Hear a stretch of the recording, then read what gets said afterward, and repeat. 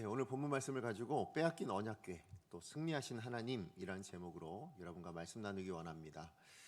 오늘 본문은 이스라엘이 블레셋과의 전쟁에서 패배했죠. 그리고 하나님의 언약궤를 빼앗긴 그 이후에 일어난 일에 대한 이야기입니다.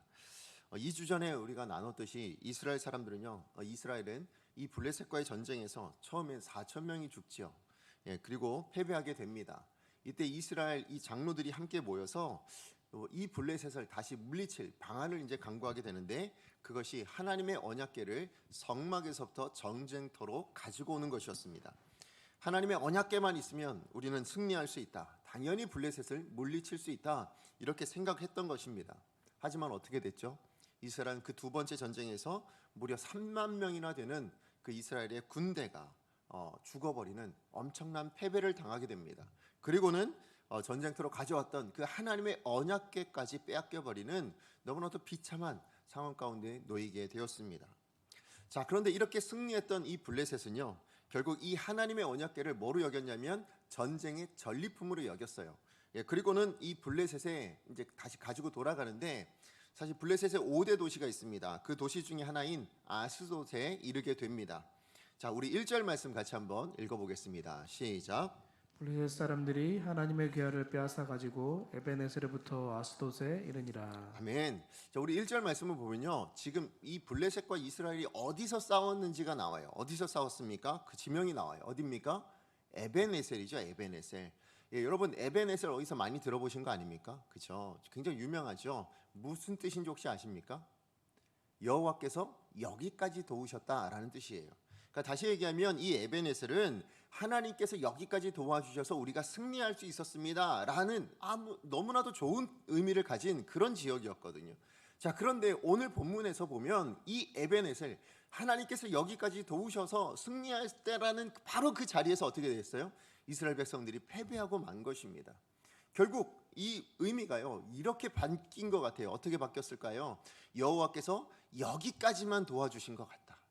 그러니까 여기까지만 도와주시고 이후로는 도와주신 것 같지 않다라는 거예요. 그래서 더 이상 이제 이전에 도우셨던 그 하나님이 함께하지 않는다라는 의미가 되고 말았습니다. 오히려 하나님의 임재가, 하나님의 영광이 이젠 이스라엘을 떠나버리고 말았다라는 것을 보여주는, 그래서 에베네셀, 여기까지 도우신 그 하나님이 여기서 패배하게 만드셨다, 지금 그렇게 이 본문은 이야기를 하고 있는 것입니다. 자, 그 당시 사람들은요, 이 나라와 나라 간의 전쟁을 뭐라고 생각했습니까? 신들과 신들과의 전쟁으로 생각했어요. 그래서 더 강한 신이 그 전쟁에서 이기게 해주신다라고 생각을 했습니다. 그러다 보니까 이 이스라엘을 이긴 블레셋 사람들은 뭐라고 생각했을까요? 우리가 섬기는 이 다곤 신이, 이 아스돗 사람들의 입장에서는 우리가 섬기는 신이 이스라엘의 신, 이 여호와 하나님을 이겼다, 이렇게 생각을 한 것입니다. 그렇기 때문에 이 하나님의 궤는 전리품이에요. 다곤 신이 이겼다라는 그 전리품인 겁니다. 그래서 어떻게 해요? 신전으로 가지고 갑니다. 그리고 다곤 신상 앞에 그 옆에다가 가져다 놓게 되었습니다. 자, 그런데 다음날 아침에 이 블레셋 사람들이요, 다곤 신상 안에서 놀라운 광경을 목격하게 되죠. 어떤 광경입니까? 아니, 자신들이 섬기고 있는 이 다곤 신상이 하나님의 언약궤 앞에 엎드려져 있는 거예요. 어떻게 해요? 얼굴이 땅에 대고 그렇게 엎드려져 있는 것을 발견하게 됩니다. 자, 그런데 첫날에는 그것이 그냥 우연히 이렇게 넘어졌나 보다라고 생각을 하고 어떻게 하죠? 그래서 다시 일으켜 세워놓습니다. 자, 그런데 더 큰 일이 둘째 날 아침에 있었죠. 어떤 일이 있었습니까? 이 둘째 날 아침에 갔더니 이번에는 그 다곤신의 머리랑 그 다음 무엇이요? 이 손목이 끊어져 가지고 저 멀찍이 있는 문지방에 가 있는 거예요. 그리고 뭐만 남아있어요? 몸뚱아리만 덩그러니 남아가지고 언약궤 옆에 놓여져 있는 것을 발견하게 된 것입니다. 여러분, 누가 이 다곤 신상의 머리를 끊었을까요? 누가 다곤 신상의 이 손목을 끊어 놓았을까요? 자, 우리 7절 말씀 같이 한번 읽어보도록 하겠습니다. 시작. 아스돗 사람들이 이를 보고 이르되 이스라엘 신의 궤를 우리와 함께 있지 못하게 할지라 그의 손이 우리와 우리 신 다곤을 친다 하고. 아멘. 지금 뭐라고 얘기하고 있습니까? 블레셋 사람 스스로가 지금 이렇게 고백하고 있습니다. 누가 끊었다고요? 여호와의 손이 끊었다고. 하나님께서 이걸 끊어버리셨다고 지금 이스라엘 백성들이 얘기한 게 아니에요. 블레셋 사람들이 지금 그렇게 고백하고 있습니다. 여러분, 여호와의 손이라는 표현은요, 사실 성경에서 보면 주로 어떤 의미입니까? 하나님께서 다스리신다, 아니면 하나님의 능력, 이것을 표현할 때 주로 여호와의 손이라고 표현을 하거든요. 결국은 지금 이 사무엘상 기자는 뭐라고 얘기하는 겁니까? 이 블레셋 사람들이 하나님께서 지금 역사하셨다, 하나님의 능력이 나타났다, 지금 그렇게 고백하고 있더라라는 것입니다. 자, 그런데 오늘 7절 말씀을 보니까 이 여호와의 손이 다만 다곤 신상만 친 게 아니에요. 누구를 쳤습니까? 우리들도 쳤다고 얘기하죠. 그래서 6절 말씀을 보니까 여호와의 손이 아스돗 사람들에게 임하여서 뭐가 나타났다고요?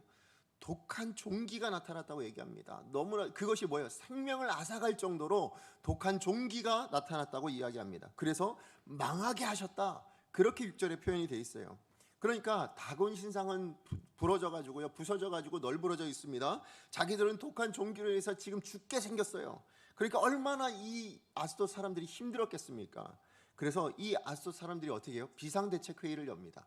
야, 이거 큰일 났다, 이제 어떻게 해야 되냐 했을 때 저 괴가 뭐가 문제라고요? 여호와의 언약궤, 그 하나님의 궤라는 게 문제다. 저거를 다른 도시로 보내자. 그래서 어떻게 하냐면 더 강한 신이 있는 곳으로 보내자 해서요, 블레셋의 다른 도시 가드라는 도시로 보내게 됩니다. 자, 이곳은 여러분 가드 어디서 들어보지 않으셨습니까? 가드 유명한 곳입니다. 아낙 자손이 머물렀던 곳. 여러분 골리앗이 바로 이 가드 사람이었어요. 그 얼마나 장대했던 사람들이 살았던 곳인지 아시겠죠? 그러니까 이곳을 다스리는 신은 더 세다, 더 힘이 있다, 이렇게 생각을 한 거예요. 그래서 어떻게 해요? 가드로 이 언약궤를 보냈습니다. 자, 그런데 어떤 일이 일어났습니까? 그 언약궤가 도착하자마자 그 지역도 어떻게 돼요? 독한 종기를 또 만나게 된 거예요. 그래서 또 엄청난 환난 가운데 있게 됩니다. 그랬을 때 이 하나님의 법궤가 또 더 이상 가드에 이제 머물지 못합니다. 이 가드 사람들도 도저히 우리는 감당할 수 없다. 그래서 어떻게 합니까? 이제는 우리 블레셋의 전체를 관장하는 신이 있는 곳으로 보내자 해서 보낸 것이 어디냐면 에그론이에요. 여러분 이 에그론이라는 도시에는 어떤 신이 있었냐면, 여러분 너무나도 잘 아시는 바알세불, 풍요의 신, 바알세불이 다스리고 있었어요. 그 신이 있었던 신전이 있었던 곳이 바로 에그론이었습니다. 자, 그래서 이 에그론으로 보냈는데 어떤 일이 일어났습니까?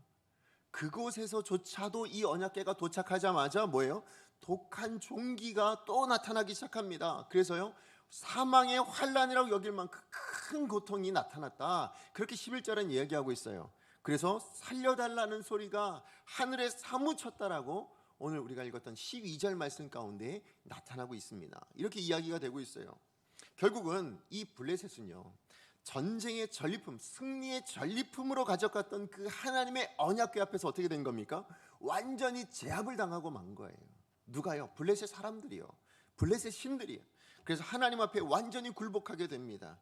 결국 블레셋은요, 이스라엘에서 전쟁에서 승리했다고 기뻐했어요. 우리가 승리했다라고 생각했지만 결국 그들의 승리는 승리가 아니었다라는 것을 오늘 본문은 이야기해주고 있는 것입니다. 하나님께서 다곤 신상의 그 머리와 그 손목을 끊어버리셨어요. 무슨 의미일까요? 이 신상은, 이 우상은 아무런 생각이나 계획도 할 수 없는 존재야. 그래서 머리를 끊어버린 거예요. 손목은 뭘까요? 아까 손이 뭐라고요? 능력이라 얘기했어요. 맞아, 이 우상은 아무런 능력이 없어. 이것을 보여주시기 위해서 그 손목과 머리를 끊어버리신 것입니다. 게다가 독한 종기를 통해서 뭐예요? 내가 하나님이다라는 걸 보여주시는 거예요. 블레셋 사람들이 그래서 모여서 뭐 한다고요? 이걸 다시 돌려보내자. 그래서 우리 하나님께, 이 하나님이라는 신으로부터 우리가 죽임을 면하자, 이렇게 하도록 결정을 내리도록 만드는 거예요. 결국 이스라엘로 말미암아서 잃어버렸던 이 하나님의 하나님 되심이요, 그 영광을 누가 다시 찾으세요? 이스라엘 백성들이 찾은 것이 아니라 하나님이 다시 되찾고 있다는 것을 우리는 발견할 수 있습니다. 여러분 이사야 42장 8절 말씀 우리 같이 한번 읽어보도록 하겠습니다. 시작. 나는 여호와이니 이는 내 이름이라. 나는 내 영광을 다른 자에게, 내 찬송을 우상에게 주지 아니하리라. 아멘. 그렇습니다. 우리 하나님은요, 자기의 영광을 누구에게요? 결코 우상에게 내어주시는 분이 아니에요. 우상에게 내어주고 그냥 그것을 보시는 분이 아닙니다. 모든 신들보다 크신 하나님, 그게 우리 하나님이세요. 모든 신들 위에 뛰어난 왕이 바로 우리 하나님이십니다.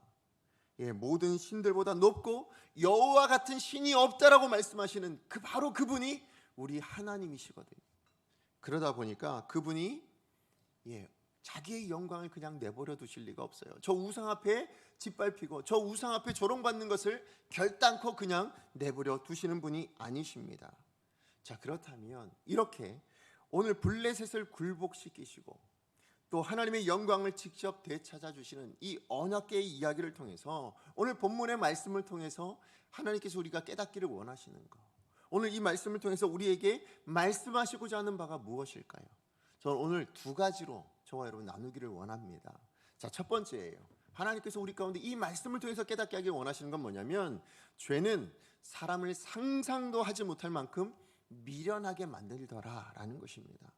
자, 우리 5절 말씀 같이 한번 읽어보도록 합니다. 시작.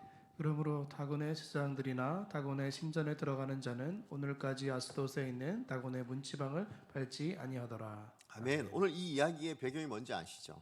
이제 블레셋 사람들이 이제 이스라엘이 이겼다고 말씀드렸어요. 그리고 전리품으로 언약궤를 빼앗아 와요. 그 당시만 해도 뭐예요? 우리 신이 여호와라는 그 신을 우리 이겼다. 우리가 더 세다. 우리 신이 훨씬 더 우월하다. 그렇게 생각을 했어요. 그래서 전쟁에서 이겼다라고 믿었습니다. 근데 막상 어떻게 됩니까? 이 하나님의 언약궤를 다곤 신상 앞에 전리품으로 뒀는데 어떤 일이 일어났다고요? 다음날 아침에 이 다곤 신상이 그 궤 앞에 엎드려져 얼굴을 땅에 대고 있더라는 거예요. 자, 그래서 어떻게 했다고요? 처음에 대수롭지 않게 어떻게 했다고요? 다곤 신상을 다시 일으켜 세워놨다라고 얘기합니다. 여러분, 근데 이게 좀 한번 생각해 보세요. 좀 웃긴 이야기 아닙니까? 아니, 사람이 일으켜 세워져야 제자리에 설 수 있는 신, 여러분 어떻게 생각합니까? 이게 신일까요? 예, 사람이 다시 이렇게 세워져야 그냥 설 수 있는 신이라면 그게 신이겠냐고요. 자, 무슨 신이 사람의 도움을 받아야 일어날 수 있습니까? 자, 그런데 이 사건은 여기서 끝나지 않죠. 또 어떻게 됩니까? 다음날 아침에 보니까 뭐예요? 그 다곤 신상의 머리와 손목이 끊어지는 일이 일어납니다. 그래서 어디까지 가 있다고요? 저 멀리 문지방에 널브러져 있는 사건이 일어난 거예요. 그래서 생겨난 규례가 뭐라고요? 저와 여러분이 읽었던 이 5절의 규례예요. 예, 다곤의 신의 머리와 그 손목이 있는 곳이니 거기는 밟아서는 안 된다. 다곤의 신, 그래도 거룩한 신인데, 우리가 믿는 신인데, 그래도 그 신이, 그 머리가, 그 손목이 거기에 있었다면 어찌 우리가 밟겠느냐. 근데 이게 언제까지 있었냐면 이 사건이 BC 1100년에 있었던 이야기라고 합니다. 자, 그런데 이게 언제까지요? BC 100년까지, 그러니까 BC 1세기까지 그것이 이어져 내려왔다고 해요. 그러니까 한 1000년 정도가 그렇게 이어져 내려왔다라고 얘기합니다. 아니, 여러분 생각해 보세요. 정말 죄에 붙들려진 이 죄 가운데 놓여져 있는 이 사람들이 얼마나 미련한가를 여러분 한번 생각해 보세요. 여러분, 엎어진 신상이에요. 예, 머리와 손목이 끊어진 신상이에요. 근데 누가 끊으셨다고요? 여호와의 손이 끊었다라고 분명히 자기들의 입술로 고백하지 않았습니까? 예, 그러니까 다곤 신상은 아무런 능력이 없다라는 것을 분명히 확인했어요. 봤는데도 그럼에도 불구하고 하나님께 돌아올 생각은 못하더라는 거예요. 분명히 하나님께서 역사하셨다는 걸 알고 있음에도 불구하고 하나님 앞에 돌아올 생각은 도무지 하지 못합니다. 엎어진 신상을 다시 세울 생각은 합니다. 예, 문지방을 밟지 않아야 된다는 규례는 만들지언정 뭐예요? 하나님을 믿어야 되는데, 이 하나님 앞에 돌아가야 되겠다, 이 하나님을 믿어야 되겠다, 이런 생각은 도무지 하지 못합니다. 오히려 뭐예요? 블레셋 사람들은 자기들이 믿는 우상이 엎어지는 것, 자기들이 독한 종기로 인해서 고통당하고 지금 죽을 것 같은 그런 것들을 생각하면서 뭐예요? 이 언약궤를 어떻게 하면 우리에게서 멀리 보낼 수 있을지, 어떻게 하면 우리의 신으로부터 이것을 떨어지게 만들 수 있는지, 그런 방법만 강구하고 있는 거예요. 그러니까 하나님께 돌이켜야 될 그 시기에, 하나님 앞에 돌아와야 될 그 시기에 오히려 너무나도 무지하게 어떻게 하면 내가 믿고 있고 내가 가지고 있던 것을 지킬지 고수할지, 이것만 골똘해 있는 사람들, 그게 바로 이 사람들의 모습이라는 것입니다. 하나님의 능력을 경험했어요. 우리는 하나님의 능력만 보면 더 잘 믿을 수 있을 거라 생각하지만, 그러나 이 블레셋 사람들은요, 죄에 눈이 멀어져 있는 사람, 죄에 붙들려 있는 이 사람들은 하나님의 능력을 보고 하나님의 살아계심을 봤음에도 불구하고 하나님을 섬기려 하지 않습니다. 하나님을 믿으려 하지 않아요. 하나님을 선택하지 못합니다. 왜 그럴까요? 무엇 때문에 그럴까요? 우리 로마서 1장 21절에서 23절까지의 말씀입니다. 같이 한번 읽어보겠습니다. 시작. 하나님을 알되 하나님을 영화롭게도 아니하며 감사하지도 아니하고 오히려 그 생각이 허망하여지며 미련한 마음이 어두워졌나니 스스로 지혜 있다 하나 어리석게 되어 썩어지지 아니하는 하나님의 영광을 썩어질 사람과 새와 짐승과 기어다니는 동물 모양의 우상으로 바꾸었느니라. 아멘. 오늘 이 말씀을 보면 딱 누가 떠올라요? 오늘 본문에 나오는 블레셋 사람들의 모습이랑 너무 똑같지 않습니까? 완전히 이 블레셋 사람들의 이야기를 지금 로마서 이야기하고 있는 것 같아요. 맞아요. 죄에 붙들린 사람은요, 그 생각이 허망해져요. 미련해지는 거예요. 그래서 그 눈이 어두워지게 됩니다. 그 판단이 어두워지게 돼요. 그로 말미암아서 뭐예요? 미련하다고 여기지 못해요. 그리고 뭘 붙든다고요? 헛된 우상만 붙들고 있는 것입니다. 자, 그런데 여러분, 죄나 우상은요, 믿지 않는 사람들만 가지고 있는 게 아니다라는 게 더 큰 문제예요. 무슨 얘기냐면 오늘 믿고 있는 우리 안에도 이 죄가 있고 우상의 문제들이 있다라는 것입니다. 여러분, 죄는 믿는 성도들 말이라도 미련하게 만드는 것입니다. 죄는 사람의 마음을 어둠 가운데 거하게 만들어요. 게다가 우리 안에는 뭐가 있어요? 우상이 있어요. 어떤 우상이요? 아니, 우리는 하나님을 믿는데, 예, 하나님을 믿어요. 그러나 하나님보다 더 사랑하는 것들이 있지 않습니까?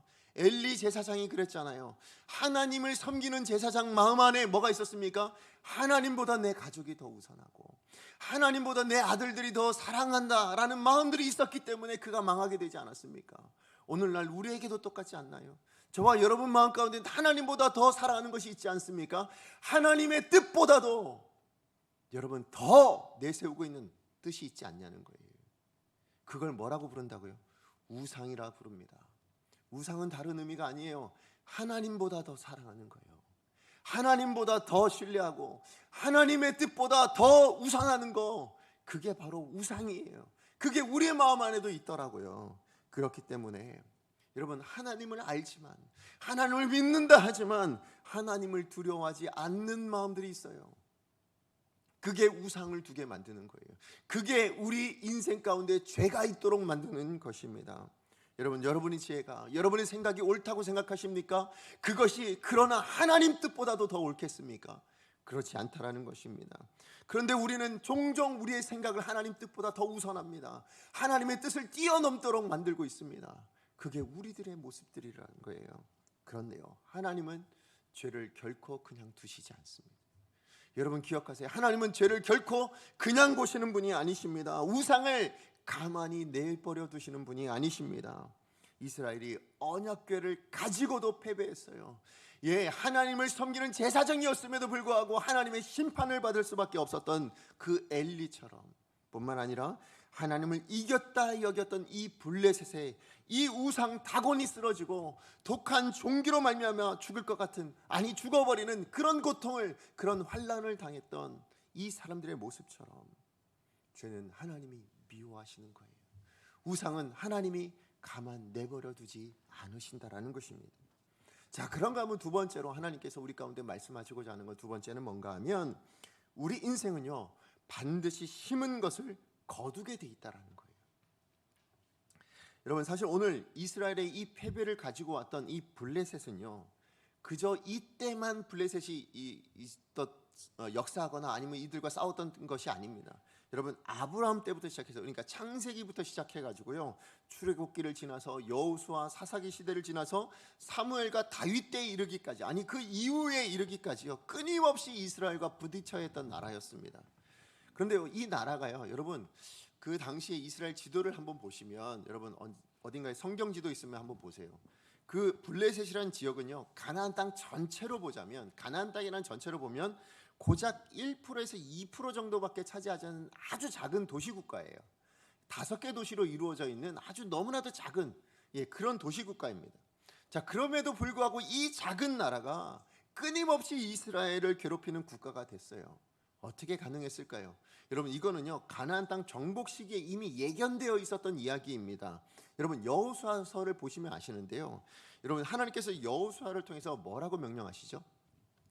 가나안의 모든 민족을 뭐하라고요? 멸절시키고 정복하라고 그렇게 하나님께서 명령을 하셨습니다. 그리고는 그 명령을 받은 여호수아에게 두려워하지 말도록 이렇게 말씀을 하셨어요. 여호수아 1장 3절입니다. 우리 같이 한번 읽어보도록 합니다. 여호수아 1장 3절입니다. 시작. 내가 모세에게 말한 바와 같이 너희 발바닥으로 밟는 모든 것은 모두 너희에게 주었노니. 아멘. 여러분 여호수아 1장 3절 이 본문은요, 이게 기록된 때는 이스라엘 백성들이 아직 가나안 땅에 들어가기 전이에요. 그러니까 아직 가나안 땅을 밟기도 전에 이런 이 말씀입니다. 자, 그런데 3절에서 지금 뭐라고 말씀하고 있습니까? 내가 주었노니. 누구에게? 너희에게 주었다고 얘기해요. 그러니까 이미 결정된 거예요. 이미 일어난 일인 것처럼 그렇게 말씀합니다. 다시 얘기해서 가나안 땅은 뭡니까? 하나님의 이 약속의 말씀을 믿고 밟으면 뭐예요? 밟기만 하면 누구 땅인 거예요? 이스라엘 땅이 되도록 하나님께서 만들어 주시겠다는 거예요. 그러니까 밟기만 하면 되는 거예요. 하지만 여러분 가나안 땅 정복 전쟁이 끝났을 때, 그때 뭐라고 얘기하냐면 정복하지 못하고 남아있는 땅이 있었다라고 얘기합니다. 여호수아 11장 22절에서 23절입니다. 우리 같이 한번 읽어봅니다. 시작. 이스라엘 자손의 땅에는 아낙 사람들이 하나도 남지 아니하였고 가사와 가드와 아스도데만 남았더라. 아멘. 여기까지만 읽을게요. 자, 지금 여러분 가사와 가드와 아스돗 어디서 많이 들어봤죠? 오늘 우리가 조금 전에 읽었던 바로 블레셋 땅입니다. 자, 여호수아 13장 1절에 3절에서도요 마찬가지입니다. 우리 같이 한번 읽어봅니다. 시작. 여호수아가 나이가 많아 늙음에 여호와께서 그에게 이르시되 너는 나이가 많아 늙었고 얻을 땅이 매우 많이 남았도다. 이 남은 땅은 이러하니 블레셋 사람의 모든 지역과 그슬 족속의 모든 지역 곧 애굽 앞 시올 시내에서부터 가나안 사람에게 속한 북쪽 에그론 경계까지와 블레셋 사람의 다섯 통치자들의 땅 곧 가사 족속과 가스돗 족속과 아스글론 족속과 가드 족속과 에그론 족속과 또 남쪽 아위 족속의 땅과. 아멘. 지금 여기서도 보면 결국 뭐가 남았어요? 블레셋 땅이 다 남아 있는 거예요. 우리가 읽었던 그 땅 다섯 도시가 다 남아 있는 것입니다. 결국은 여러분 이것을 보면 여러분 여호수아 때에 정복하지 못하고 남아 있는 이 땅은 어떤 의미가 될까요? 아까 여호수아 1장 3절 말씀에 비춰서 한번 생각해 보면 결국은 가나안 모든 민족을 진멸하라는 이 하나님의 말씀에 대한 뭐예요? 불순종인 거예요. 순종하지 못한 부분입니다. 뿐만 아니라 내가 밟는 땅은 다 뭐하겠다? 너에게 주겠다라는 이것에 대한 불신앙의 모습인 거예요. 이것을 전체적으로 믿지 못하는 거예요. 여러분 게다가 가나안 땅의 90% 이상을 다 뭐 했을까요? 사실은 이스라엘 백성들이 다 차지했어요. 가나안 땅의 90% 이상을 다 차지했거든요. 그런데 가나안 땅의 몇 프로요? 고작 1%에서 2%도 되지 않는 이 아주 작은 지역만 남아 있는 거예요. 그러다 보니까 뭐라고 생각했을까요? 블레셋 이스라엘 백성들이 에이 그게 얼마나 우리한테 위협이 되겠어? 이런 마음이 생긴 거예요. 그러다 보니까 이 교만한 마음들 때문에요. 사실은 이 땅을 가지지 못하는 이것을 점령하지 못하는 그런 일이 일어난 겁니다. 여러분 모든 전쟁은 여호와께 속했습니다. 여러분 믿으십니까? 이스라엘도 이것을 처음에 신뢰했어요. 그러니까 뭐 한 거예요? 정복 전쟁을 시작한 거예요. 이들이 무슨 능력이 있었습니까? 뭐 어마어마한 군사력이 있었나요? 그러지 않았어요. 그럼에도 불구하고 가나안 땅 정복 전쟁을 시작한 건 전쟁은 누구한테 있다? 여호와께 있습니다라는 걸 믿었기 때문이에요. 자, 그런데 전쟁을 하다 보니까 차츰 보이기 시작한 게 있어요. 뭐가 보였을까요? 우리한테 없는 게 보이기 시작하는 거예요. 주변 상황이 보이기 시작하는 거예요. 이 가나안 사람들한테 뭐가 보입니까? 아니 철병거라는 게 있어. 야 그게 뭐야? 우와 저게 너무 무서워. 막 이런 모습들이 보이기 시작한 거예요. 그러다 보니까 또 뿐만 아니라 이 가드로 들어갔더니 뭐가 있어요? 아낙 자손들이 있는 거예요. 우리보다 뭐 어마어마하게 큰 사람들이 있는 거예요. 그런 모습들이 보이기 시작하는 거예요. 그러다 보니까 주눅들기 시작합니다. 여호와께 전쟁은 여호와께 속한 것이라는 그 사실을 믿었음에도 불구하고 전쟁을 하다 보니까 주변이 보이기 시작하는 거예요. 살다 보니까 내 주변에 문제들이 나타나기 시작하는 거예요. 그것을 그래도 더 하나님을 신뢰하고 나갔어야 되는데 문제에만 골몰하기 시작하게 된 거예요. 뿐만 아니라 또 뭐예요? 자기들에 비해 너무 크고 너무 대단한 것만 보인 것뿐만 아니라 또 뭐도 보였을까요? 자기들에 비해 보잘것없고 볼품없는 사람들도 보이기 시작한 거 아닙니까? 자, 그러다 보니까 이 힘의 논리가 누구를 지배하게 돼요? 이스라엘을 지배하게 됩니다. 군사력의 논리가 이 이스라엘을 지배하게 돼요. 그러다 보니까 저들은 철병거가 있어서 우리는 점령을 못하겠습니다. 이런 말들이 나오기 시작했고요. 또 어떤 말이 나왔을까요? 저들은 아무것도 아니야. 뭐 저대로 내버려둬도 아무 문제 없을 거야, 이런 생각들을 하게 된 거예요. 그러다 보니까 쫓아낼 생각을 하지 못하게 되고 남은 땅, 남은 이방인들이 그 가나안 땅 가운데 있게 되었다라는 거예요. 자, 그렇게 세월이 흐르다 보니까 어떤 일이 일어났습니까?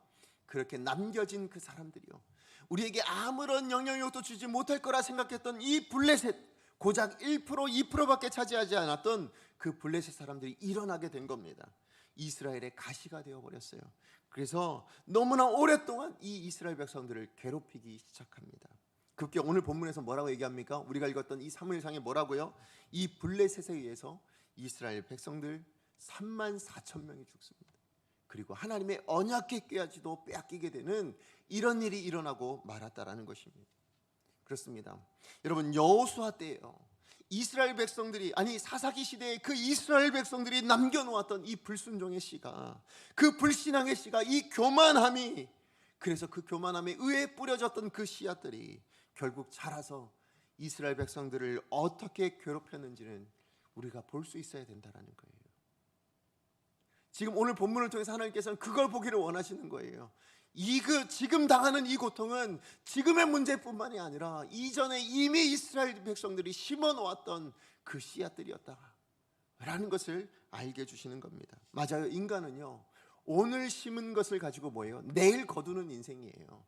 그 내일 거두어 우리는 그 열매를 먹고 살아가는 사람들이 바로 우리네 인생이거든요. 그렇기 때문에 뭐 해야 되는 거예요? 우리는 오늘을 무심히 살아서는 안 됩니다.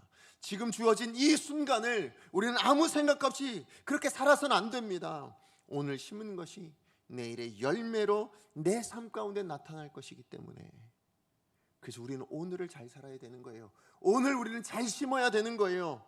그렇기 때문에 여러분, 만약에 오늘도 내게 주어진 삶 가운데 내가 불신앙을 심는다면, 내가 정말 불순종을 심는다면, 교만함으로 무엇인가를 심어놓기 시작한다면 어떤 열매가 우리의 미래 가운데 나타나게 될 것인지 그것을 두려워하실 수 있어야 됩니다.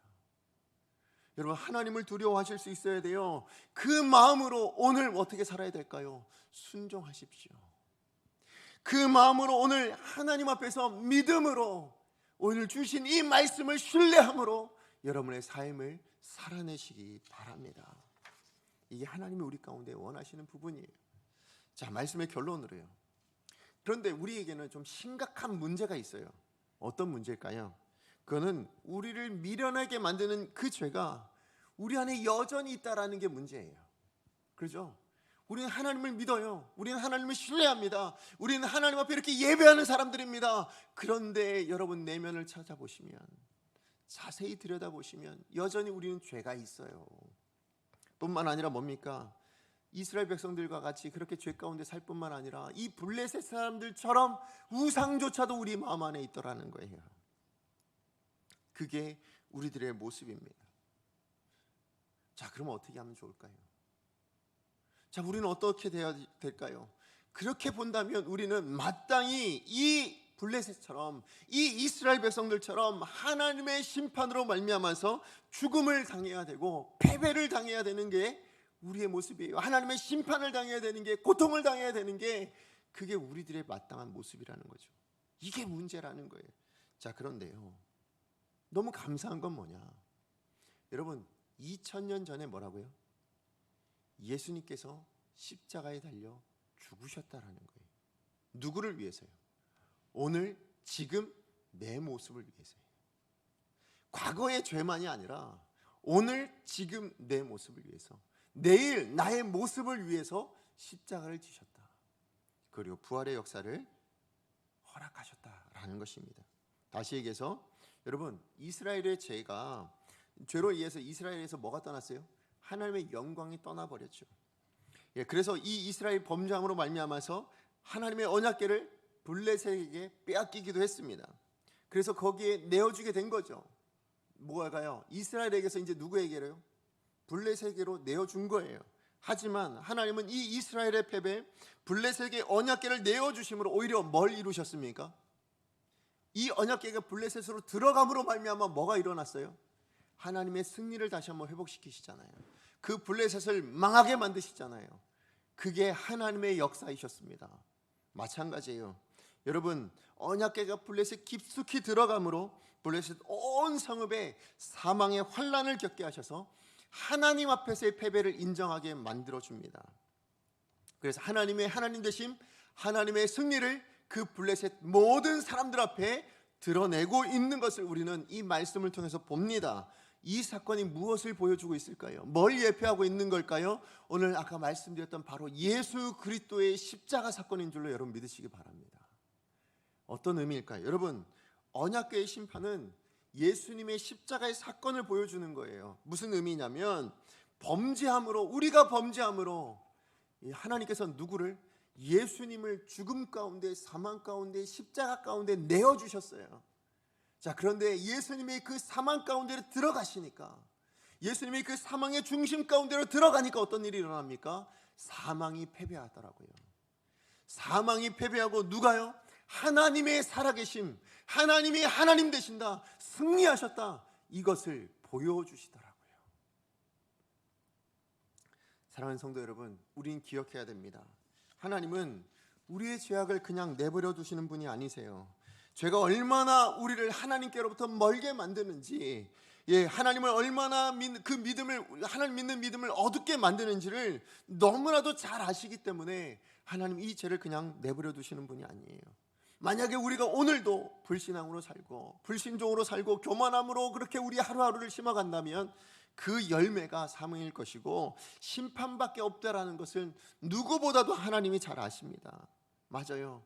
그래서 오늘 우리는요, 여전히 하나님의 심판밖에 기대할 것이 없는 사람들이 저와 여러분입니다. 하지만 그런 우리를 위해서요, 하나님은 언약궤를 블레셋에 내어주시는 분이세요.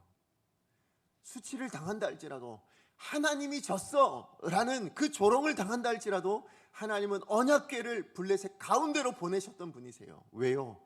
그 블레셋 안에서 하나님의 영광, 하나님의 승리 드러내시기 위해서. 마찬가지로요, 하나님은 우리의 범죄로 말미암아 예수 그리스도를 내어주십니다. 어디로요? 사망 가운데로, 십자가 가운데로 내어주십니다. 그런데 내어주신 것은 무엇 때문인 거예요? 우리를 심판하기 위해서가 아니라 무엇을요? 죄를 심판하시기 위해서, 사망을 심판하시기 위해서, 그곳에서 하나님의 승리를 나타내시기 위해서 조롱당하는 그 십자가 가운데, 그 사망의 자리 가운데 하나님은 내어주셨다라는 것입니다. 그리고 우리에게 뭘 주세요? 다시 회복하심을 주시잖아요.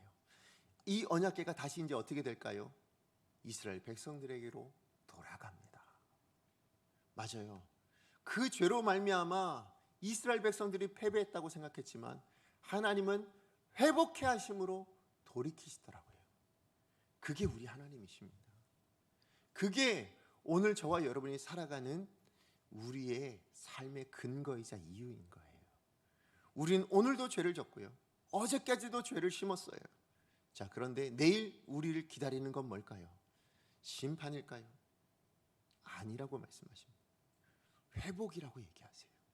왜 그럴까요? 예수님이 십자가에 내어주셨거든요. 그리고 그곳에서 승리를 성취하셨기 때문입니다. 그 성취함으로 하나님께서는 지금도 원하시는 거예요. 뭐예요? 나 너희에게 다시 돌아가 너희와 동행하는 삶을 살고 싶다. 내가 너희 안에 역사하여 너희에게 승리와 영광과 그 은혜를 베푸는 삶을 너희에게 허락하고 싶다. 이게 하나님 아버지의 마음이시라는 것을 여러분 기억하시기 바랍니다. 그게 십자가의 이유예요. 그게 부활하심의 이유인 것을 여러분 믿으시기 바랍니다. 그래서 우리 하나님의 아버지의 마음을 가지고 여러분 우리 시간에 한번 여러분 자신을 한번 돌아보셨으면 좋겠어요. 여러분의 내면을 한번 살펴보셨으면 좋겠어요. 여러분의 언행을 살펴보셨으면 좋겠습니다. 여러분의 삶의 태도, 그 가치관을 한번 생각해 보셨으면 좋겠어요. 말씀 앞에서. 그리고 늘 약속 있는 이 말씀을 여러분의 삶 가운데서 하나하나 심어 가실 수 있는 저와 여러분 되셨으면 좋겠습니다. 그렇다면 부활의 능력이 되는 이 하나님의 은혜가 저와 여러분의 삶 안에, 특별히 내일이라는 이 미래 가운데 풍성하게 맺혀지게 해 주실 줄로 믿습니다. 우리 시간에 같이 한번 말씀을 기억하면서 우리 함께 찬양하며 나아갔으면 좋겠는데요. 여러분, 여러분 마음 안에 우리는 여전히 우리 안에 죄가 있어요. 여러분 그것이 심어지면 우리가 맺어질 건 사망밖에 없는데, 심판밖에 없는데, 우리는 오늘 그 심판 가운데, 사망 가운데 있지 않고 예배의 자리 가운데 있거든요. 왜 이런 일이 일어났을까요? 무엇이 이런 역사를 만들어내셨을까요? 예수 그리스도의 십자가의 능력인 줄로 믿습니다. 예수 그리스도의 그 긍휼하심과 은혜 때문인 줄로 믿습니다. 그러므로 오늘도 여러분, 여전히 사단은 여러분을 공격할 겁니다. 아니, 여러분 마음 안에 있는 그 죄성은 여전히 여러분을 공격할 거예요. 여러분 우상을 만들려고 할 것입니다. 그럴 때에 여러분 힘으로 이길까요? 아니요, 우리 힘으로는 이길 수 없어요. 아무리 여러분 능력이 대단하다고, 여러분 믿음이 출중하다고요? 아니, 이길 수 없어요. 누구만 하실 수 있을까요? 주님만 하실 수 있습니다. 우리 하나님만 하실 수 있어요. 그 찬양을, 그것을 우리 이 찬양으로 고백할 수 있었으면 좋겠습니다. 세상의 유혹 시험이 내게 몰려올 때에 우리 같이 한번 찬양합니다.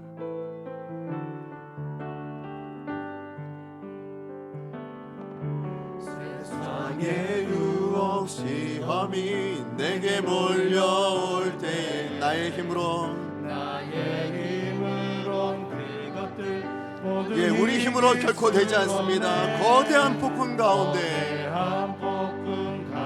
위축된 나의 영혼 어찌할 바를 몰라 헤매이고 있을 때 거짓과 속임수로 가득 찬 세상에서 거짓과 속임수로 가득 찬 세상에서 어디로 갈지 몰라 머뭇거리고 있는 공중의 권세 잡은 자, 지금도 우리들을 실패와 절망으로 넘어뜨리려 합니다. 우리 다시 한번 주위를 둘러보면 아무도 없는 듯 믿음의 눈을 들며 보이는 분이 계십니다. 지금도 내 안에서 역사하시는, 오늘 이 자리에 역사하여 주시는 분이십니다. 사망과 어둠의 권세를 물리치신 그분이 예수 그리스도이십니다. 우리 그분을 찬양합니다. 주를 찬양, 손을 들고 찬양. 전쟁은 나에게 속한 거다. 여러분 주위를 둘러보지 마시고 주님을 바라보십시오. 손을 들고 찬양. 전쟁은 하나님께 속한 것이니. 세상의 유혹 시험이 내게 몰려올 때, 세상의 유혹 시험이 오늘도 여러분에게 몰려올 것입니다. 여러분의 힘으로 감당할 수 없음을 인정하십시오. 나는 아무런 능력이 없습니다. 하나님 앞에 인정하십시오. 거대한 폭풍 가운데 위축된 나의 영혼 어찌할 바를 몰라 헤매이고 있을 때, 그때 우리가 할 수 있는 건 이거 하나입니다. 주를 찬양, 손을 들고 찬양. 전쟁은 나에게 속한 것 아니니. 주님만 바라봅니다. 찬양, 손을 들고 찬양. 전쟁은 하나님께 속한 것이. 우리 3절만 다시 한번 고백합니다. 주위를 둘러보면 아무도 없는 듯 믿음의 눈을 들며 보이는 분 계시네. 지금도 내 안에서 역사하고 계시네. 하나님은 지금도 역사하고 있습니다. 사망과 어둠의 권세 물리치신 예수님. 우리 고백합니다. 믿음으로 주를 찬양. 손을 들고 전쟁은 내게 속한 것이 아닙니다. 그러므로 우리는 주님만 바라봅니다. 주님을 찬양합니다. 주를 찬양, 손을 들고 찬양. 전쟁은 하나님께 속한 것이니. 우리 시간에 같이 한번 기도합니다. 여러분 자신을 정직하게 한번 보십시오. 여러분 내면을 한번 정직하게 보십시오. 여러분 안에 죄가 있지 않습니까? 하나님이 그토록 싫어하시는, 여러분을 미련하게 만들고 있는, 여러분의 안목을 가리게 만들고 있는 그런 죄가 여러분 가운데 있지 않습니까? 그런데 더 심각한 건 그 죄가 여러분 오늘 심어진다면 내일은 그 죄의 열매를 받을 수밖에 없는 게 우리들이라고요. 우리 인생이라고요. 여러분 그래서 죄를 심으시겠습니까? 여러분 불순종을 심으시겠습니까? 불신앙을 심으시겠습니까? 교만함을 심으시겠습니까? 그래서 엘리처럼 되시겠습니까? 이스라엘 백성들처럼 되겠습니까? 블레셋 사람들처럼 그런 인생을 사시겠습니까? 우린 그런 인생으로 부르심 받지 않았습니다. 전쟁은 하나님께 속해 있으므로 우린 하나님을 붙들고 하나님의 말씀을 신뢰함으로 순종하는 것, 그게 우리의 삶이어야 할 줄로 믿습니다. 우리 시간에 같이 하나님 앞에 기도할 때요, 하나님, 내 안에 있는 모든 죄를 말씀으로 이기기를 원합니다. 내 능력으로 이기지 못합니다. 말씀으로 이기게 하여 주시고 하나님의 능력으로 이기게 하여 주시옵시고, 그래서 이 죄를 심는 인생이 아니라 말씀을 심을 수 있고 순종을 심을 수 있고 하나님의 뜻을 내 인생 가운데 심을 수 있는 복된 인생 되게 하여 주시옵소서. 주여 능력을 주옵소서. 한번 외치고 하나님 앞에 기도합니다. 주여 능력을 주옵소서. 하나님, 제가 주님 앞에 기도하며 나아갑니다. 그렇습니다. 내가 얼마나 미련한지요. 하나님, 내가 얼마나 미련한지요. 하나님을 믿는다 이야기하면서도 엘리처럼 하나님보다 더 사랑하는 것, 하나님의 뜻보다 더 우선하는 것이 내 안에 있었음을 하나님 앞에 고백합니다. 우리가 얼마나 미련한지요. 그렇게 하나님을 만났고 그렇게 하나님의 역사하심을 보고 이렇게 많은 말씀들을 통해서 하나님이 무엇을 원하시는지 알매도 불구하고 우리는 블레셋 사람들처럼 미련하여 여전히 내가 가지고 있는 것, 여전히 내가 생각했던 것, 여전히 내가 원했던 것, 그것만 바라고 살아가고 있는 것이 우리들의 모습이었음을 하나님 앞에 고백합니다. 주여 우리를 용서하여 주시옵소서. 하나님, 이제 그런 삶을 청산하기를 원합니다. 하나님, 거짓과 유혹과 시험이 우리 가운데 몰려올 때에 하나님, 우리 힘으로 이길 수 없사오니 하나님, 모든 전쟁의 힘이 전쟁은 주께서 깬 줄 믿습니다. 그것을 싸워 이기기를 원하오니 하나님, 내게 능력 허락하여 주시옵소서. 지금도 내 안에 역사하여 주시옵시고 살아서 하나님의 말씀과 능력으로 나를 붙들어 주실 그 하나님, 십자가의 그 능력 하나님 내게 허락하여 주시옵소서. 하나님, 십자가의 승리를 주신 하나님, 십자가의 능력으로 우리를 구원하여 주신 그 하나님, 그 하나님이 오늘도 나의 삶 가운데 역사해 주시기를, 그 하나님이 오늘도 나와 함께하여 주시기를 간절히 바라고 소원하오니 주여 역사하여 주시옵소서. 주여 함께하여 주시옵소서. 오늘도 하나님의 능력으로 이길 수 있는 복된 인생 될 수 있도록 주님 역사하여 주시옵소서. 사랑의 하나님, 감사합니다. 오늘도 하나님, 우리가 하나님의 자녀가 되었고 하나님의 부르심을 따라 예배하는 예배자가 되었음에도 불구하고 우리의 지난 날들을 돌이켜보면, 아니 지금 예배하고 있는 이 순간의 내 내면을 돌이켜보면 하나님, 이스라엘 백성들처럼 때로는 블레셋 사람들처럼 하나님보다 더 사랑하는 것, 하나님의 뜻보다 더 큰 것, 그런 것들이 내 안에 가득 채워 있다는 것을 깨닫게 됩니다. 그리고 그것이 내 눈을 어둡게 하고 내 생각을 미련하게 만들고 그렇게 하나님 앞에 심판받을 자리에만 머물러 있는 나의 모습임을 하나님 앞에 바라보고 용서를 구하며 나아갑니다. 주님, 우리 그런 죄를 용서하여 주시옵소서.